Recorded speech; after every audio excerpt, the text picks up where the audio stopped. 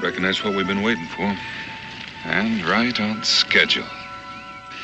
It's almost too easy. He doesn't have any British troops escorting him. Since the British control every foot of this territory around here, I reckon it...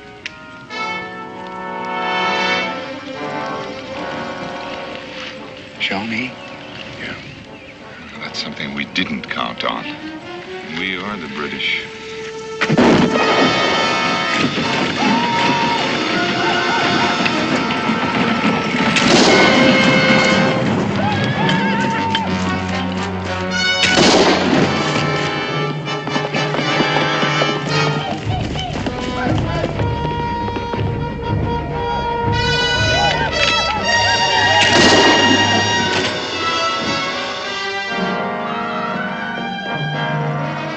Jehoshaphat, that newfangled rifle, he's got 3 times faster than a musket.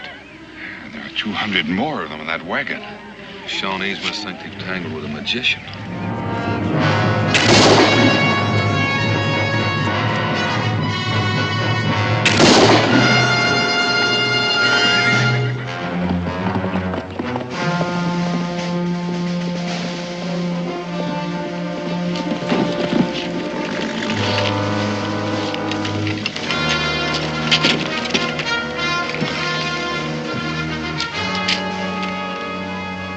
Don't move, Major. I wouldn't do that, Major. I don't want to have to shoot you.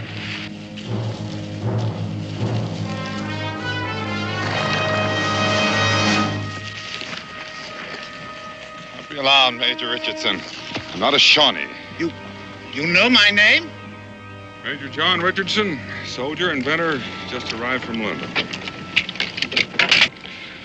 With this extraordinary weapon, it could very possibly turn the tide of the revolution in favor of the British. It will, I assure you. Not as long as we have you, Major, and that rifle. And as for your generals, well, that's just an experiment. No more of them can be made without you. Oh, we have excellent sources of information. Yes, spies. Patriots, Major. The revolution has friends everywhere, even some in high places in England. Thanks to them, we know that you've only manufactured 200 of these. We know when they were shipped from England. We know that they're all in this wagon. Ain't that neat? We got the major and the wagon. Except for just one thing. There's not a single rifle in that wagon. You were saying? What else do you know? You said it seemed too easy, Daniel. Those rifles are where they'll do what they were designed to do. To kill so many of you rebels that you'll be forced to abandon this foolish insurrection. My rifles, gentlemen, are in British hands. Your little adventure has failed.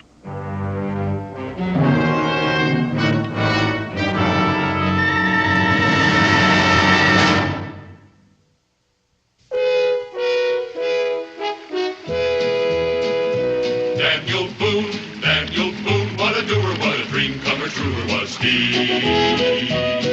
From the coonskin cap on the top of old Dan to the heel of his rawhide shoe, the ripperest, roaringest, fightingest man the frontier ever knew. Oh, Daniel Boone was a man, yes, a big man, with an eye like an eagle and as tall as a mountain was he.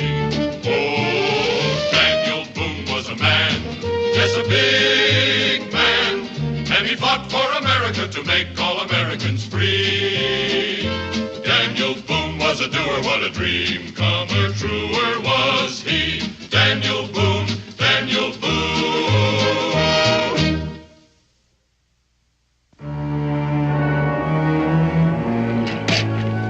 I never saw so much foolish stuff for a soldier to be carrying. He must have 10 uniforms, boots, all kinds of reading books, silver eating tools, white tablecloths. Major Richardson is a British gentleman first, Jeremiah, and the soldier second. His inventions have made him a rich man, and he's learned to live like one. He's got some kind of a machine in there. Looks like it for fixing guns. You know, the fact that he's heading for those rifles must mean our information about date of arrival and port of delivery is wrong. We British are not bested so easily by your friends in high office. You see, we arranged for false information to be circulated, anticipating just such a contingency as this. Where are the rifles, Daniel? Well, according to this, they're due to be delivered in Salem and then on to Fort Stiles. Fort Stiles has only a small garrison, a few dozen men. Well, according to this, 200 hand-picked riflemen are en route there to train and serve under Major Richardson. To prove the rifles under battle conditions. I think that's the idea. Rather frustrating, isn't it, Mr. Boone? Those rifles won't do them much good without you, Major. My dear man, the whole British Army doesn't cease to function if one officer disappears. Anyway, anyone can learn to fire a breech loader, even mine. In any case, I'm of no value to you without my rifles. I think he's got a point, Mingo. Well, you ain't gonna let him go, Daniel. Not exactly. The Major arrived at the port of Boston less than a week ago, and he's never been here before. That's correct. What about it? He's due to report to Fort Stiles. Now, chances are no one there knows what he looks like. Mr. Boone, surely you're not thinking of trying to pass someone else off as me. I am thinking about it, considering the stakes. Well, they may not know my face, but my reputation is well established. Anyway, where could you possibly find anyone in this wilderness to impersonate an educated British officer and gentleman of breeding and culture? Right here.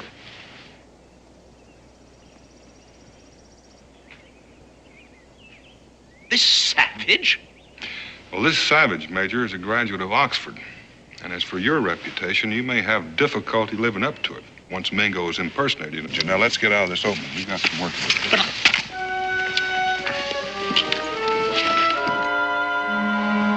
All right, Mingo, go.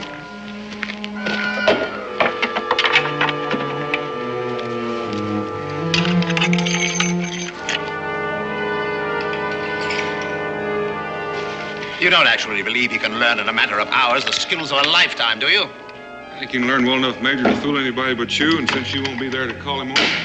Done. First rate, Mingo. Now let's work on firing.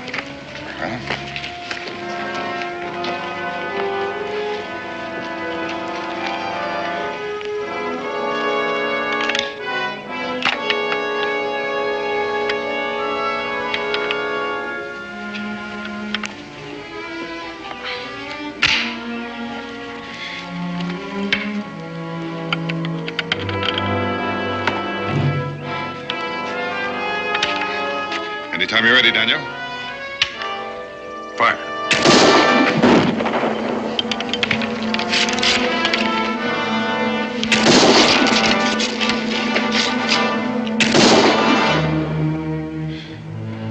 I never expected to see the day when I could fire more rapidly than you, Daniel. Speed's important, Mingo. It's not worth a hoot without accuracy.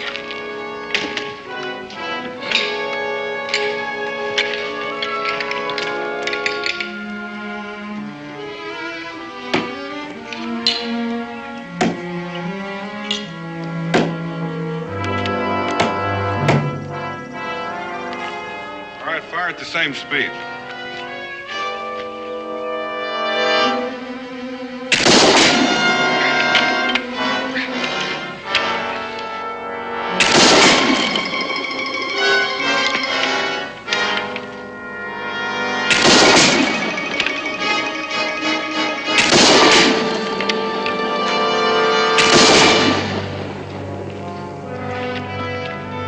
You're to be congratulated, Major.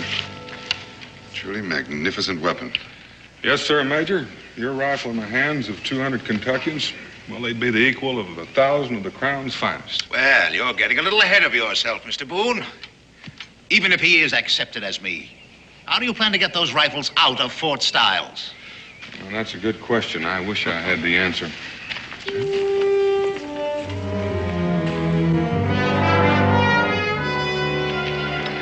By golly, Mingo, it suits you. Well, it suits my father's English blood, but my mother's Cherokee blood is on the warpath over the scalping you gave me. Well, the hair will grow back. Yes, if my head is still connected to my neck when this is over. Well, there's no call to fret about that. I understand spies are shot, not beheaded. I can't tell you how that reassures me, Daniel. By the way, how am I to contact you when I've arranged everything? You're orderly. Orderly? Yes. Jeremiah.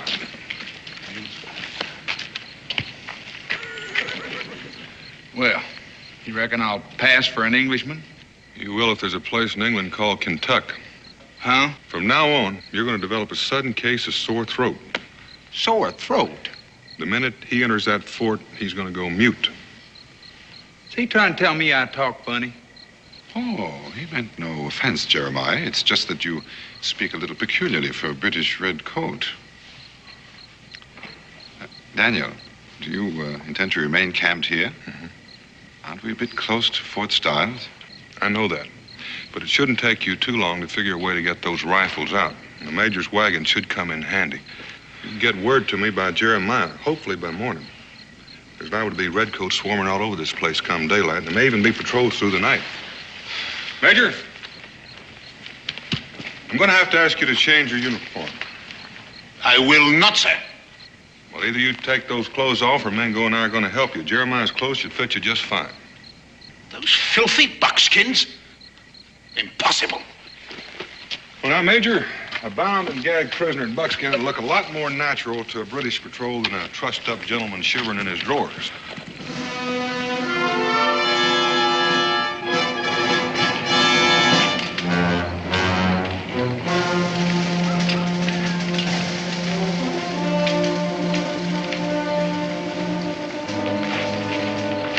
British officer and wagon approaching the gates.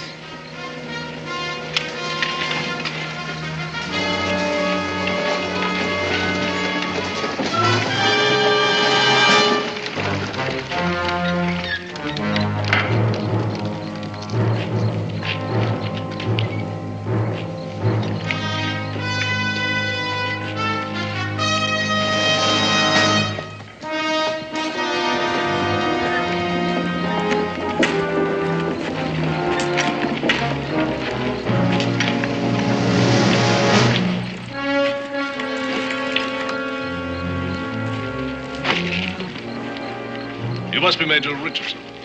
Colonel? I insist that you inspect my papers, Colonel. Yes, of course, but I have been expecting you, and there's several... Well, then I presume that my quarters are ready. Yes, but I thought we'd have a little talk first. Where are they? Well, you're in the same building with me.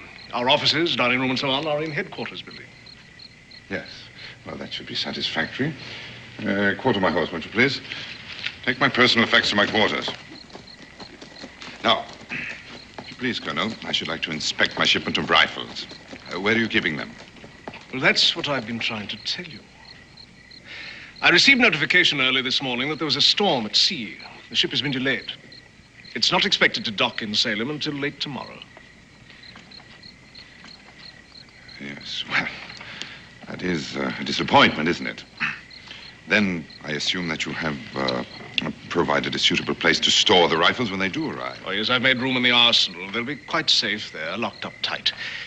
But I do have a pleasant surprise for you, Major, to offset your disappointment. Oh? Yes, your 200 riflemen on their way here will arrive under the command of Captain Halstead. Captain Halstead? Barnaby Halstead. I understand you're old school chums. Oh, you mean that? Captain, of course, Captain Halstead.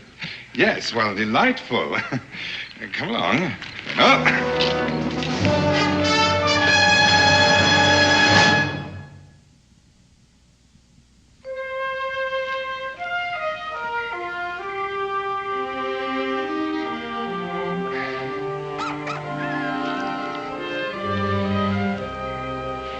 I reckon you're used to something fancier, but your appetite ought to make this taste pretty good. I shall take extreme personal pleasure in attending your execution, Mr. Boone. You like to count your chickens, don't you, Major? You'll never get those rifles out of British-held territory. Even if your Indian friend does succeed in fooling the commandant at Fort Stiles. Why don't you kill me, Mr. Boone? If you're entertaining an idea of somehow using me to aid you with your flight... Eat it. It tastes better while it's hot. I never claimed to be much of a cook, but it is nourishing. What is it? Be quiet. Be quiet. Why should I?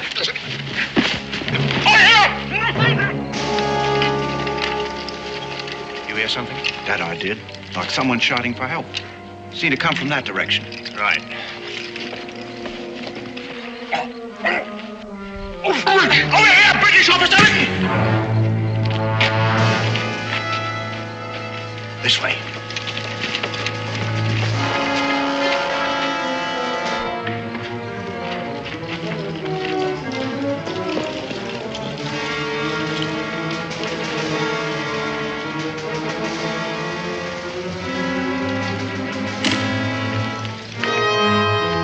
Over there. Spread out.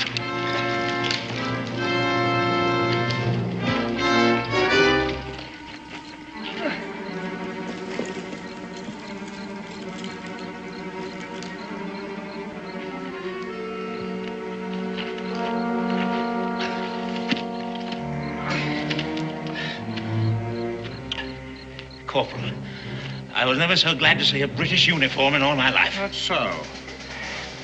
See, some rebels. They made me prisoner. And who might you be?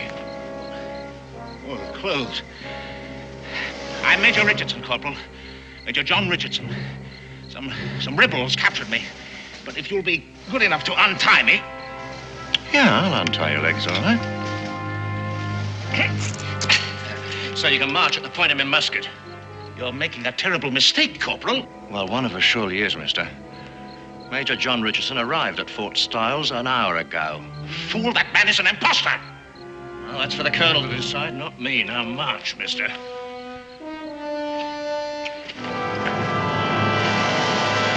All this finery, Major, is bad for my morale. Makes me feel a bit homesick. The truly civilized man carries his civilization with him, Colonel. I, for one, should find it unbearable to have to live for very long as the primitives in this country do. Well, then I must apologize for the plain fare my orderly prepared for your palate. No. I'm quite well aware of the difficulties in finding a proper cook once one leaves England. Which is precisely why I found it necessary to bring Chester here as my orderly. Not only is he an excellent soldier, but an accomplished chef as well. Isn't that so, Chester? Perhaps you'd better not try to speak. Your vocal cords will never heal. As soon as we're settled in, I'm sure that Chester will take great pleasure in delighting you with his skills in the kitchen. What exactly happened to his voice? Dust along the trail, I expect. Inflammation of the throat. Chester, you see, is accustomed to the more salubrious climate of our homeland. And his health, I fear, is rather delicate.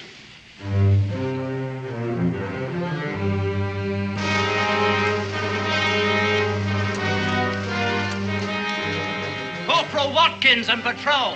Open up.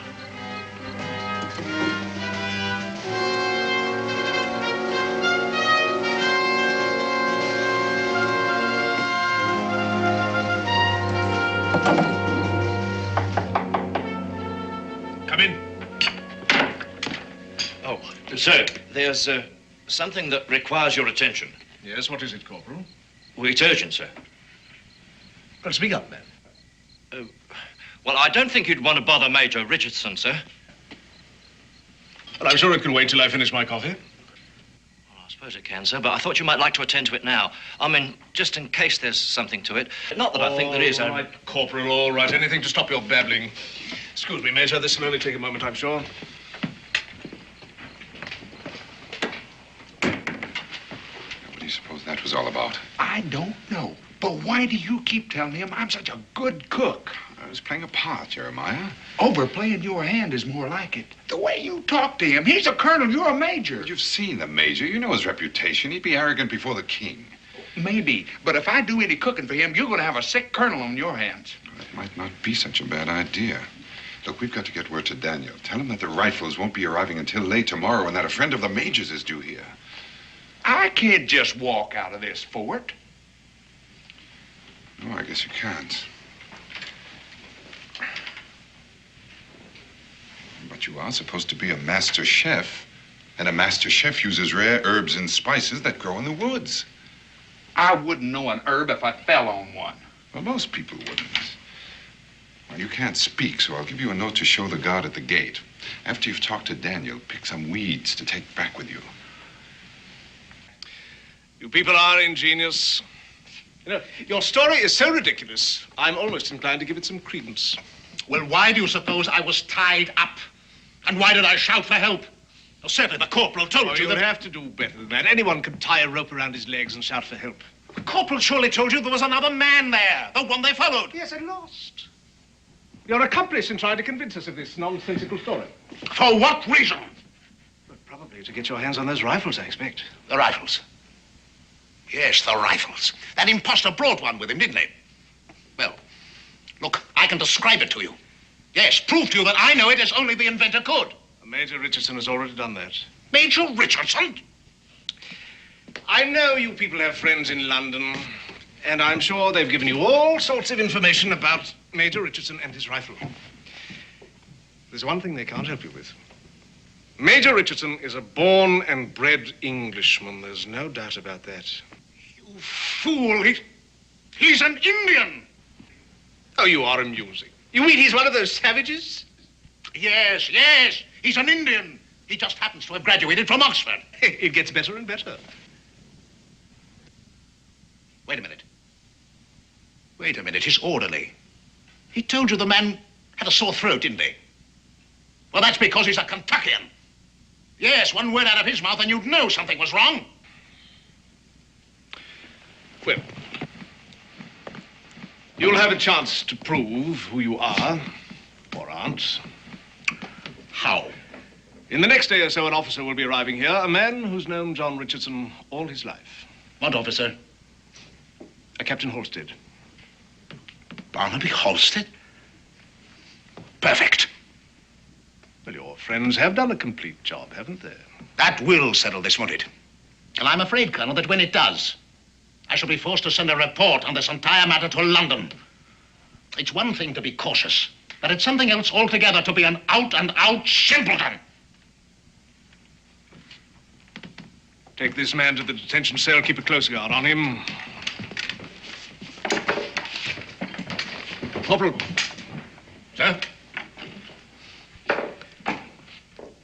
He's either the most arrogant spy who ever lived or the most obnoxious British officer I've ever met. Corporal, I want a constant and close watch kept on Major Richardson and his orderly. But I don't want them to know they're being watched. Is that understood? Yes, sir.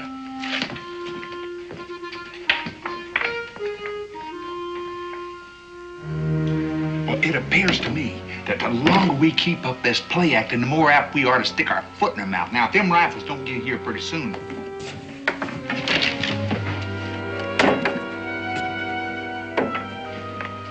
Oh, forgive me, Major. Just some minor administrative detail. Being a fort commandant can be a bore at times. I dare say. Oh, dear, your coffee must be frigid. Chester, if you had more hot coffee for the... No, thank you. I've had quite sufficient. Chester, how long have you been with the Major? Oh, poor chap. That throat must be as raw as fresh-cut beef. 2 years, Colonel. He was assigned to me directly after I received my commission.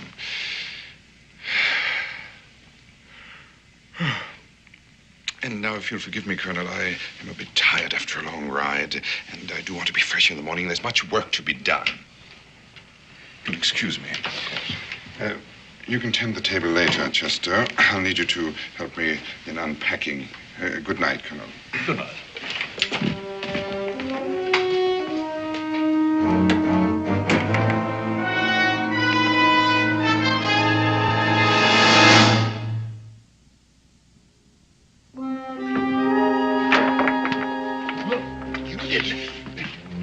You stepped right on my...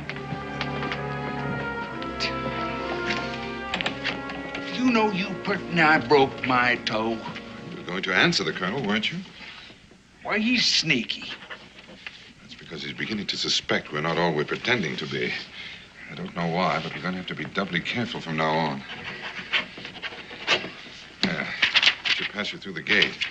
I'll tell Daniel about the delay in the rifles and so forth. You're sure you can find him? Look, I may not be much of an orderly, but I ain't no oaf.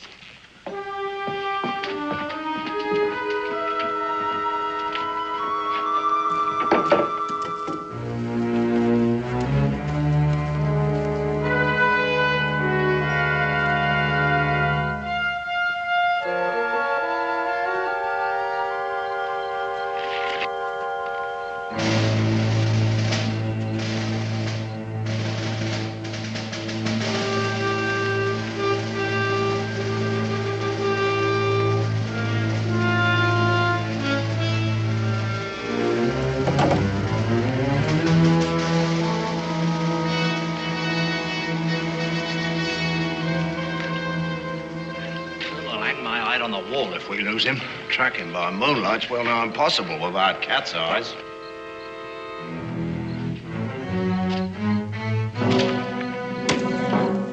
This way.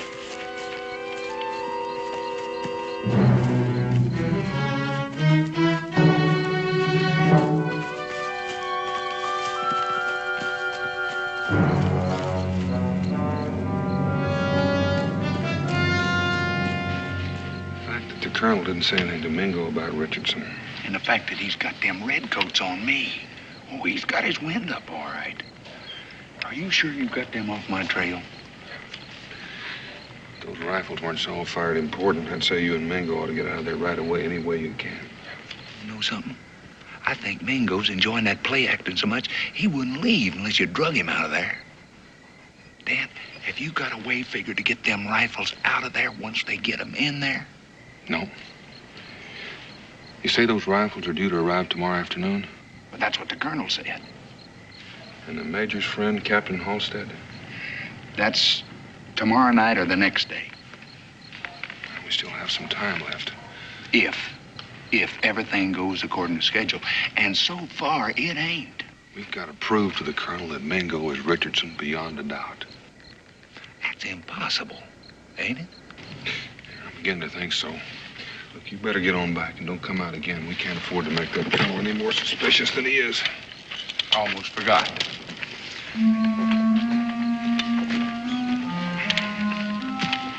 What's that? Herbs. What? Herbs and spices. That's what I'm out here for. I'm supposed to bring some back. Weeds will do just fine. That gives me an idea for your throat.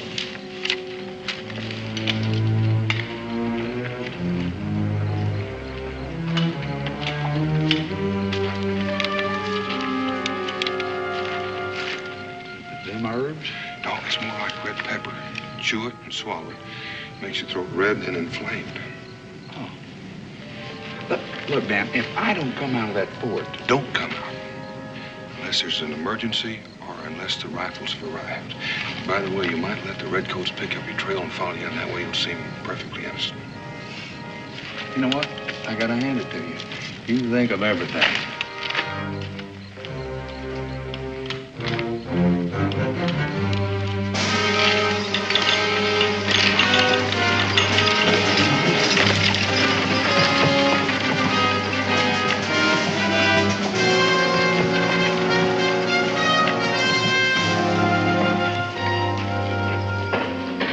Right, men, form a double rank. Sergeant, open them up. Well, this must be a big moment for you, eh, Major? It is, indeed. Sergeant! Through that axe! See, Colonel, I want to be absolutely certain that the rifles weathered the sea voyage successfully.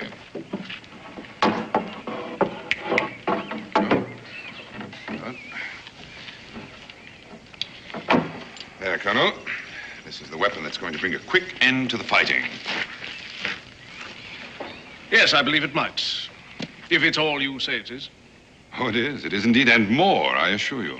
I don't suppose you'd care to give us a demonstration, would you? A demonstration? You mean right now? Yes, right now. Why not? Yes, indeed. Why not? Corporal. Sir. Arrange a target for the Major, will you? Sir.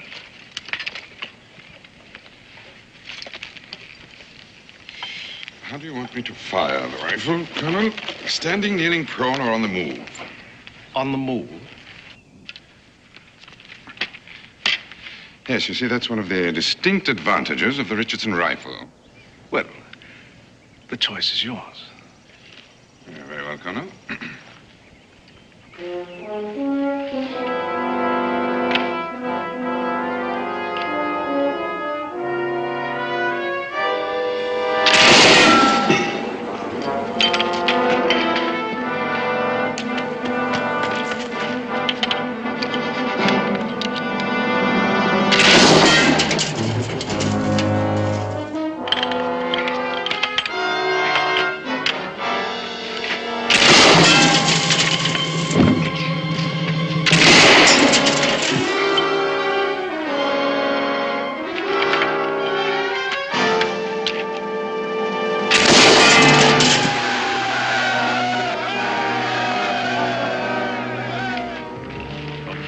impressive demonstration, Major. Thank you, Colonel.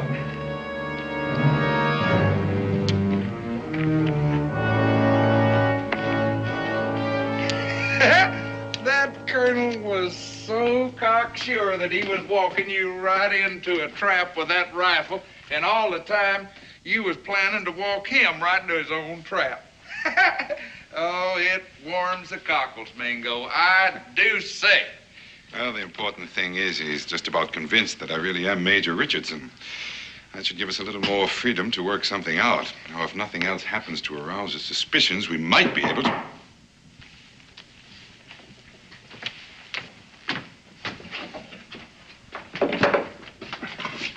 Major Richardson, I've a really extraordinary surprise for you. Oh, well, out with it. You'd better put your tunic back on. Don't tell me Barnaby Halstead has arrived already. No. I said a surprise. Oh, what could possibly happen in the middle of the afternoon in a frontier fort that would require my being formally attired? The arrival of a member of the fair sex. And I do mean fair, Major. You ought to be congratulated. She is a beauty. She... Yes, her boat docked in Yorktown yesterday. All the way from Liverpool, just to surprise you on your birthday. And she's in the sitting room waiting for you right now. Well, can't you guess, man? Miss Ellen Courtney, your fiancée.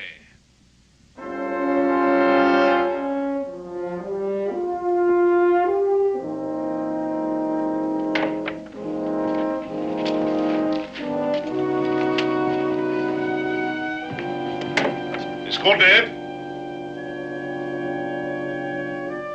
Well, that's hardly the look of a man who hasn't seen his betrothed for a long time. A surprise, Colonel. Merely surprised that she'd come all the way to this wilderness.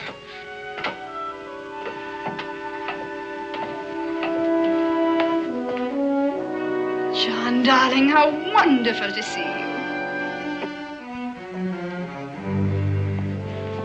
My dear, how can I ever tell you how happy I am? You almost scared me out of 10 years' growth. Poor dear. The shock of seeing me is very nearly undone. Very nearly. Well, I'm sure you two don't need me around. We'll see you at dinner, I hope, Miss Courtney. Surely. And she's brought a real surprise with her, too. Oh, Chester, Sergeant Miller, who brought in the rifles, has potions and ointments for all sorts of ailments, and he knows a bit about medicine, too. I told him about your throat. He's waiting in the North Barracks to have a look at it now.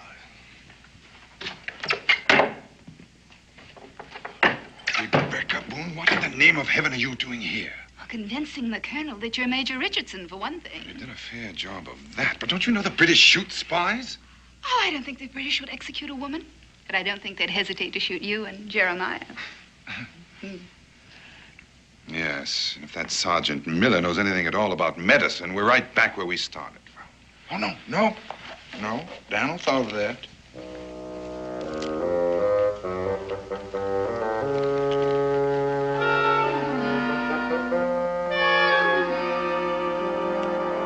I'm on fire. I am burning up. Good. Now's a fine time to show your throat to the sergeant.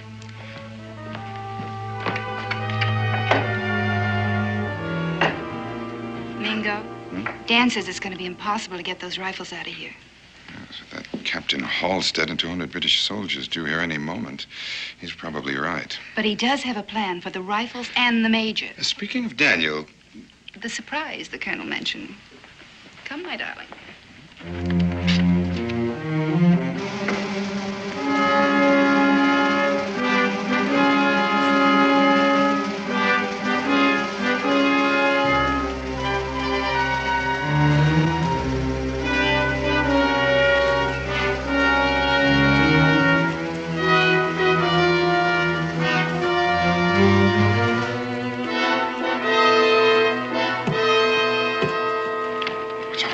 The surprise. It's the rest of your things from your flat in London. You couldn't bring them when you came. Since we're going to be married, I thought... Yes, I know, but where's Daniel?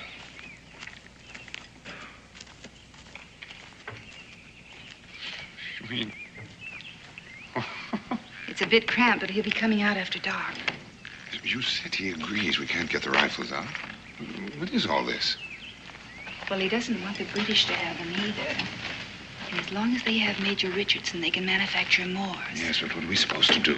Of course, darling, we'll have to buy more things. But you'd be surprised how comfy it'll be when I get it all fixed up. Yeah. Colonel, can't men be difficult? Forgive me for interrupting. But I've just come from the barracks, Major, and that orderly of yours has a fierce-looking throat. However, Sergeant Biller tells me that he has a swab he's sure will clear it up in no time. He assures me that Chester will be having his voice back in a matter of hours. Oh, I am glad to hear that. Major, I didn't break in like this to tell you that. Not principally, anyway. Well, what is it, Colonel? I want to apologize. I've been keeping something from you out of, well, mistrust is the only word, I suppose. Mistrust, Colonel? Of me? Yes. We captured a fellow, a very convincing talker. Obviously a rebel spy who told a wild story and claimed that he was you, and that you were an impostor. But surely you didn't believe him? Well, no.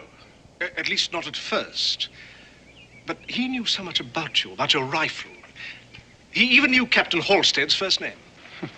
Fancy that. It only goes to show how devious these colonials can really be. The audacity of the man. Well, that didn't really convince me. But when he said that your orderly had a sore throat, or at least was feigning a sore throat, well...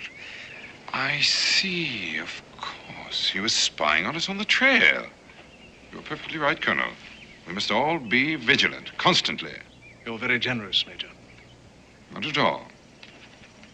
Colonel, what will happen to the man? The spy? Well, he'll face a firing squad. When? Dawn tomorrow. Well, that's all right. Pardon? I mean, I'll be back in my room at the hotel in Salem. I wouldn't want to see. Of course. Well, dinner, then? Of course. I almost forgot the best part. He insisted that you were an Indian. An Indian? I? An Indian? Fancy that. That is amusing. An Indian, I? An Indian.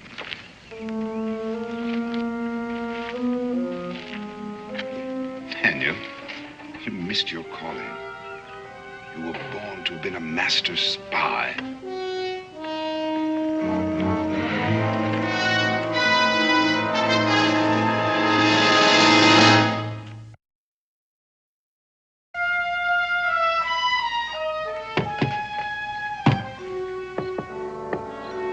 Daniel, it's time.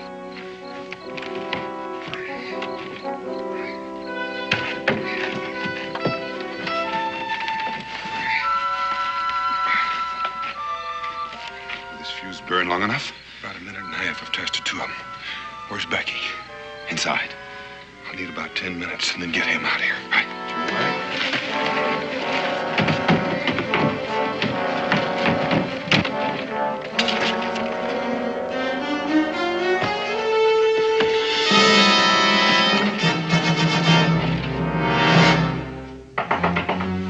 Come in.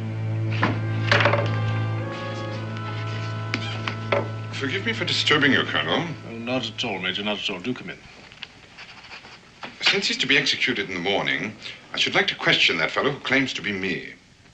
I think we should do everything we can to find out where, how, and how much the rebels have learned concerning our plans for the Richardson rifle. Well, I doubt he'll talk, but it's certainly worth the effort. Matter of fact, I'd like to be part of it. Excellent, Colonel.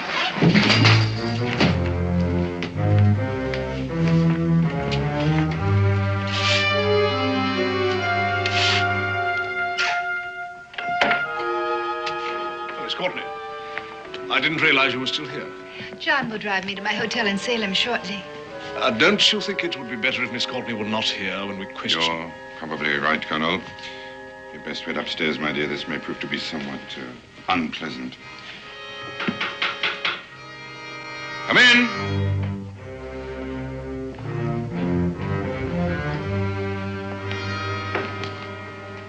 So, fellow who claims to be Major John Richardson. Meet your fiancée, Major. So, you compound the crime. She's an impostor also. I see. You've decided to continue this ridiculous fiction to the end. You see nothing, Colonel, because you're a blind and thoroughgoing fool, which you will learn to your sorrow when Captain Halstead arrives. In that case, you'd better pray that Captain Halstead arrives before dawn, hadn't you? My dear. Now, look here. Don't you think you've gone far enough with this masquerade?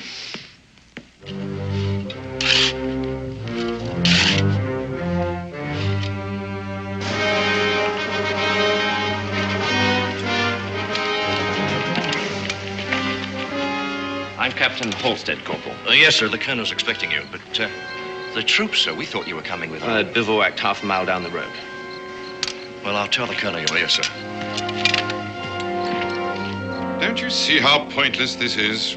Now, I can't promise you clemency, of course, but if you'll tell us... Come in. Oh, sir, Captain Halstead's arrived. Well, show the captain in, Corporal. Yes, sir. Are you going to tell us that Captain Halstead also is an impostor? John, what in the world are you doing in those clothes? Behind you, Barnaby. Don't! Captain, if you'll join the Major there. I prefer not to shoot you, Colonel. At last you can see with your own eyes what another fool you've been. Rebecca!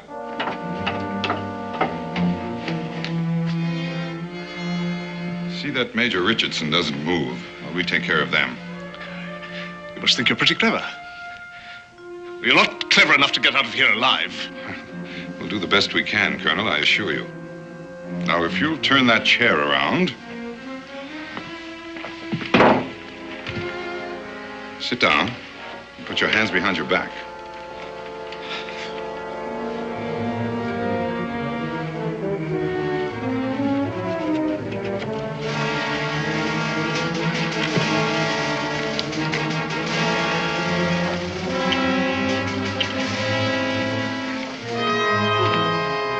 Why, you ought to be grateful, Major. Leastwise, you ain't gonna be shot at sunrise for spying. Meet you at the wagon, Jeremiah. You ready, Rebecca?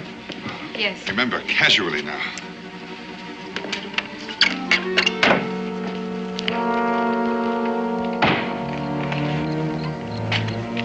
Evening, Corporal. Sir, shall I stable the captain's horse, or shall I leave him here? Captain Halstead will be a while. He's tied up with the colonel. Thanks, sir.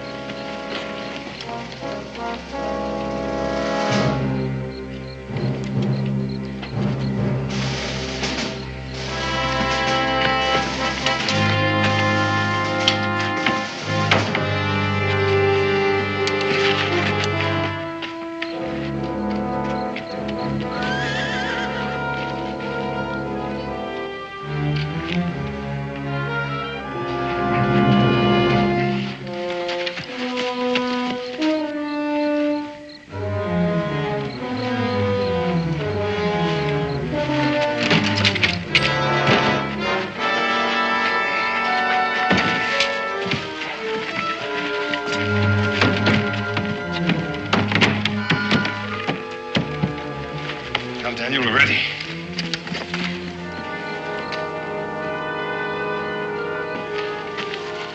You ready? Right.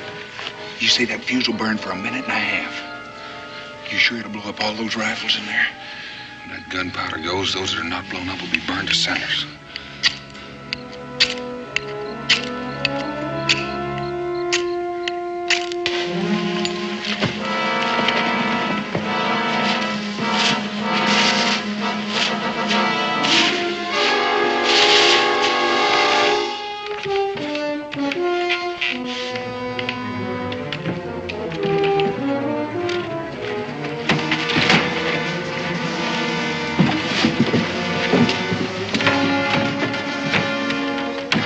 Get out of here.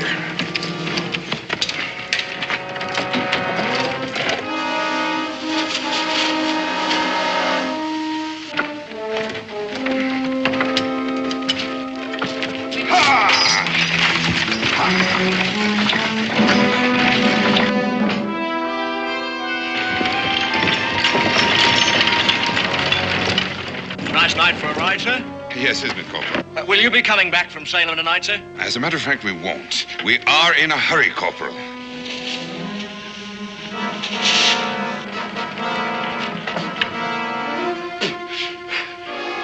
Corporal of the Guard! Corporal of the Guard! Stop those people!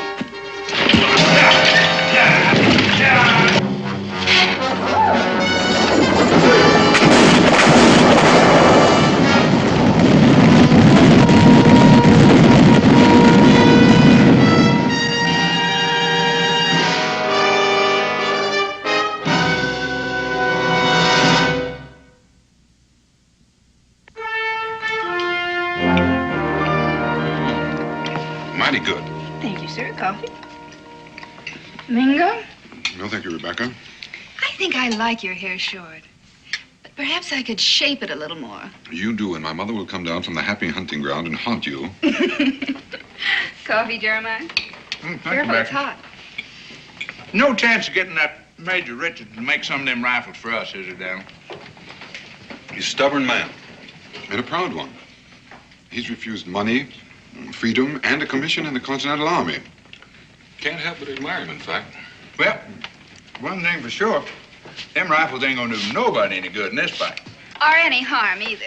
Well, we bought time, and time is in our favor.